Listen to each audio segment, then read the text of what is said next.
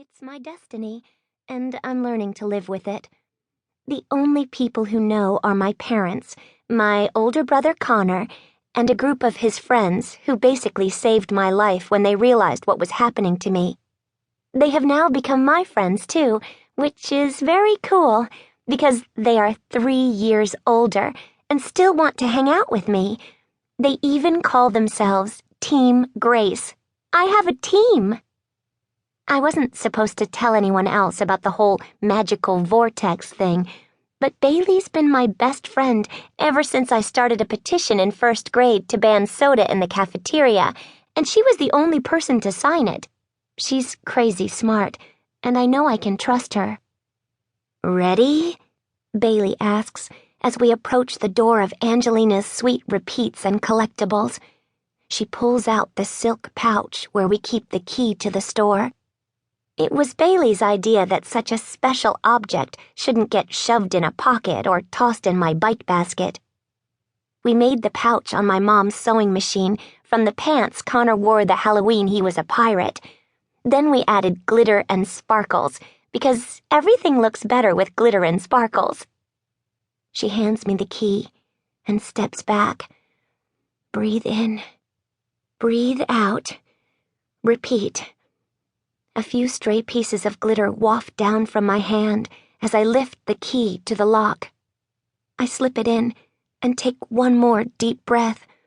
Then I try to turn it to the right. It doesn't budge. To the left. Nothing. I lean my forehead against the cool glass door, and my breath forms circles of fog. It's been 6 weeks since my birthday. Every day I come here and try to get inside. Sometimes with Bailey, often with Connor and Team Grace. Once even with my parents, which was awkward because they're still really freaked out by everything. Mom has already texted me 9 times since Bailey and I left an hour ago. But it doesn't matter what time of day or night it is, or who I'm with. The key never turns. The door never opens. All I can do is stare at all the clothes and toys and books and random stuff from the other side of a thick pane of glass. I wish I could use my power to open the door without the key, but I've tried, and it doesn't work. I can only do small magical things, like changing that meatloaf into pizza, or making my parents lose track of time at the beach so we can stay longer. Almost as soon as my powers came, they were gone. For a few days, I could sense people's thoughts and even make things move with a wave of my hand. That was fun. Made cleaning my room go a lot quicker. But now, most of those things are gone.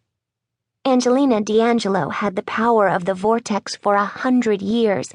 I only had it for a week. At first, I'd tried to explain to the others how it felt to be able to see what I'd never imagined existed, like the way every person seemed connected to everyone else. Seeing the history of our town unfold in front of my eyes, it was like living 100 years in 7 days. I'm sure I didn't explain it well, though, and now it's slipping away from me, like a dream once you're fully awake. But really, I shouldn't complain. I knew what would happen when Angelina and I combined our powers so we could cure Connor's best friend David's dad. Angelina had been trying to save him for decades from a really horrible disease, and she couldn't. But once I got my powers and added them to hers, we were strong enough. Doing it took all of Angelina's powers, and drained most of mine, too. She told me it will take mine 2 years to fully return. Hers are gone for good. Secretly, I worry that the most I'll ever be able to do is make pizzas, and I could have done that without magical powers. I hand the key back to Bailey, who slips it into the pouch without a word. Maybe Angelina was just kidding when she gave me the key to her store before she left town, I say, sitting down on the hard cobblestones. I lean against the wall and cross my arms. I mean, who leaves a whole store, probably full of magical stuff?